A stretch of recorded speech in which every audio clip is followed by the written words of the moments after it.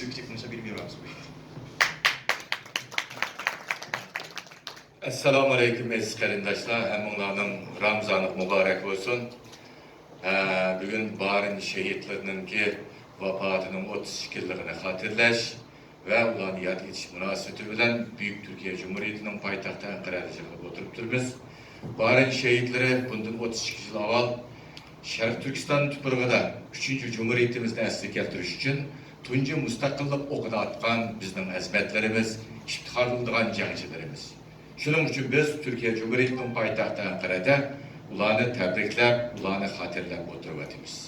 Sharq Turkiston Cumhuriyeti'nin keyin 3-Cumhuriyetni asliga keltirishga kuch chiqargan bu azimatlarimiz ayni vaqtdagi Uyg'ur adabiyoti tutunilgan muhim shoirlarimizdan Abdurahim O'tkir, Turg'un Almas, Hacı Yaqub qatorlar adiblarimizningki Uyg'urlar, Oğullar, qadimki Uyg'ur adabiyoti iz o'yg'ongan zimin nomliq asarlarni o'qish orqali uyg'onish davriga kirgan bo'lsa, bir qism diniy ilmlarni olgan mujohidlarimiz Qog'iliqdagi Abdulakim Maqsum Hojimning tarbiyasi etilganligi uchun fanniy va diniy kuchlardan kuchlangan mujohidlarimiz Sharq Turkistonda 3-qatimliq Cumhuriyet qurishni planlab tunji mustaqillik o'tini ochdi. Ularga afrin o'qiymiz ve ularning makonining jannatda bo'lishini Cenab-ı Allah'tan tilaymiz.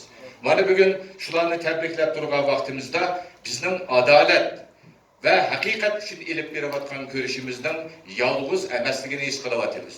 Türkiye Büyük Millet Meclisi'nin vekillerinden bo'lgan Mustafa destekçimiz burada bizga destek beryapti. Uningdan boshqa Türkiye'deki nurg'unlagan professorlar mushu sorunda bo'lyapti. Hatta 1920 yıldan tartib Japoniyada Osmanlı döneminde ilip berilgan Tatar Türkleri ve Uygur Türklerinin Türkistan mücadelesinin sahibi olan Japoniya Büyük Elçiliğinin katibi Takayuki dostumuz bir yerde duruyordu. Yani Japoniya Büyük Elçiliğinin ki baş katibinin bir yerde biz bilen birge buluşu bizden siyasi davayımızın yalnız emesliğini bizden siyasi davayımızga əsrlər boyunca destek verivatkan Japoniya'nın meydanını bildirdi. Şunun için bugünkü sorun katlaşkan Japoniya Büyük Elçisi'nin ki katibi Takayuki Efendim'e, Mustafa Destekçi Efendim'e ve başka sorundaki barlık yanındaşlarına rahmetimni bildirmen. Şehitler ölmeydi. Bizden Doğu Türkistan məngü Xitaylarının tuturuğu olmaydı. Hemen ona rahmet. Şimdi Türk Ocakları Genel Başkan Yardımcısı Profesör